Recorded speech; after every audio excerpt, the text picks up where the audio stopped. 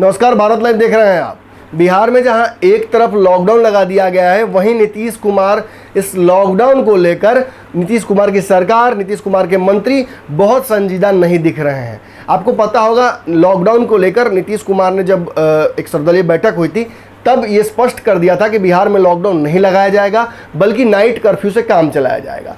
आपको उसके अगले ही दिन हमने दिखाया था कि कैसे संजय जायसवाल ने फेसबुक का रुख करते हुए ये बात कह दी थी कि नाइट कर्फ्यू का कोई औचित्य उन्हें समझ में नहीं आ रहा है। हाँ, एक बात जरूर है कि बिहार में लॉकडाउन लगाने का वक्त यही है। अगर इस वक्त लगाया जाएगा तो जो लगातार कोरोना के केसेस बढ़ रहे हैं, उसकी चेन को, उसकी रफ्तार को तोड़ने में कहीं ना कहीं कामयाबी मिलेगी।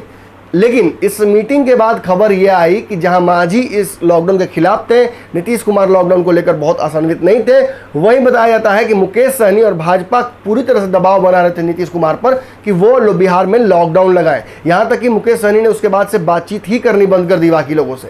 इसी दौरान बताया जाता है कि तेजस्वी यादव भी इस ऑल पार्टी मीट में थे और उनकी तरफ से सजेशन दिया गया था कि वीकेंड कर्फ्यू से शुरुआत करके लॉकडाउन की तरफ सरकार धीरे धीरे बढ़े और परिस्थितियों का जायजा लेते हुए, देखते हुए उस हिसाब से डिसीजन ले। लेकिन जब कोर्ट ने इंटरफेयर किया और नीतीश कुमार इस बात को लेकर काफ़ी रिलक्टेंट लगे कि बिहार में लॉकडाउन वो नहीं लगाएंगे, तब जाकर कोर्ट की फटकार के बाद कोर्ट ने जब ये पूछ दिया कि कितने लोग मरेंगे, आपने कोई पैमाना तय कर दिया है नीतीश जी, कितने लोग मरेंगे तो आप लॉकडाउन लगाइएगा। और ये भी खबर अंदरूनी तौर पे आई थी कि अगर नीतीश कुमार लॉकडाउन नहीं लगाते तो शायद कोर्ट ही अगले दिन लॉकडाउन लगाने की घोषणा कर देती। और ऐसी परिस्थितियों में जिस तरीके से लोग मर रहे हैं, ऑक्सीजन और बेड की अभाव में, बिहार में स्वास्थ्य व्यवस्था वो उस तरह की नहीं है कि लॉकडाउन खोलकर आप लोगों को घूमने दीजिए और जो बीमार हो तो उनको हॉस्पिटल में बिठाकर ठीक कर दिया जाए।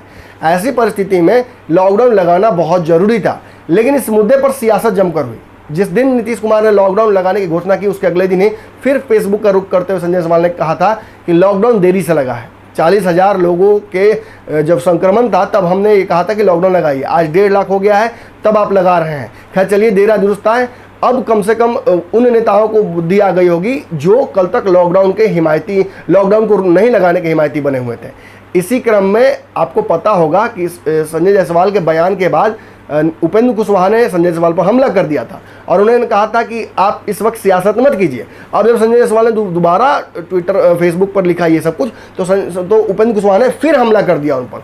और उस हमले के दौरान उन्होंने कहा था कि आप ये सियासी मगजमारी इस वक्त मत सिखाइए, अभी आवश्यकता है लोगों की मदद करने की। हालांकि इस दौरान जब वो ये कह रहे थे, उस वक्त जो संजय जायसवाल हैं वो बेतिया में अपने लोगों के बीच थे, लगातार ऑक्सीजन प्लांट्स का मुआयना कर रहे थे और उपेंद्र कुशवाहा दिल्ली में क्वारंटीन थे और ये हवाला दे रहे थे कि उनके घर के लोगों को कोरोना हो गया है, इसलिए वो नहीं आ सकते हैं। अब इस सियासी भूचाल के बीच ललन सिंह का भी एक बयान लगातार सुर्खियां बना रहा है, वो तैर रहा है बिहार की मीडिया इंडस्ट्री में।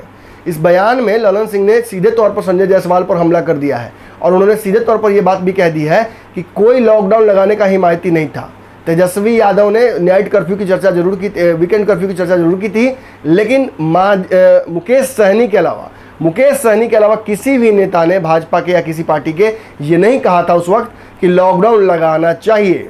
मतलब समझ रहे हैं आप, सीधे तौर पर संजय जायसवाल और भाजपा पर आरोप लगा रहे हैं कि भाजपा और संजय जायसवाल राजनीति कर रहे हैं इस मुद्दे पर और झूठ भी बोल रहे हैं। कहीं ना कहीं सर्वदलीय बैठक के दौरान जो बातें कही गई थी संजय जायसवाल के द्वारा, उनको बताया जा रहा है कि वो झूठ बोल रहे हैं। और ऐसी परिस्थिति में क्योंकि बिहार में लॉकडाउन लग गया है और संजय जायसवाल उसका क्रेडिट भी लेना चाहते हैं और नीतीश कुमार को घेरना भी चाहते हैं, लेकिन ललन सिंह ने नीतीश कुमार की तरफ से मोर्चा संभालते हुए सीधे तौर पर कटघरे में खड़ा कर दिया संजय जायसवाल को और बता दिया कि आपने कभी मांग नहीं की थी, इसलिए जनता के सामने आकर जो ब्राउनी पॉइंट्स हैं वो मत लीजिए। आपको क्या लगता है कौन झूठ बोल रहा है? दोनों के बीच जिस तरह से सियासी उथल-पुथल मचा हुआ है, परिस्थितियां तो ऐसी बन रही हैं कि बहुत दिन तक ये गठबंधन चलने वाला नहीं है, लेकिन फिर भी दोनों के पास ऑप्शंस नहीं है, इसलिए सरकार चलाई जा रही है। लेकिन झूठ कौन बोल रहा है? कमेंट सेक्शन खुला हुआ है, आप अपनी राय दे सकते हैं। लगातार भारत लाइव पर खबरों का सिलसिला जारी रहेगा। धन्यवाद। अगर ये वीडियो पसंद आई और वह बिहार के राजनीति और बिहारियत से सरोकार रखेनी तो सब्सक्राइब बटन दबा के चैनल के सब्सक्राइब कर ली। ओजे एगो घंटी बा, ओकरा बटन दबा देला से कुल सटीक और मारक खबर रुआ मुफ्त में मिल जाई।